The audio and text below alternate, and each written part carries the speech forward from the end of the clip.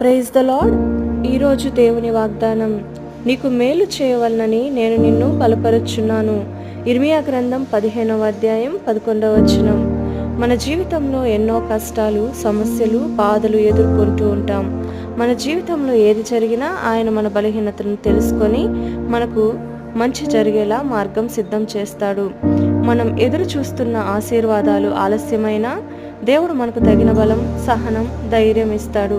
మనం అణచివేయబడినప్పుడు, నిరాశ చెందినప్పుడు దేవుడు మనతోనే ఉన్నాడు అని ఆయన మాటలు నమ్మి ముందుకు సాగితే దేవుడు మన జీవితాలను ఆశీర్వదిస్తాడు.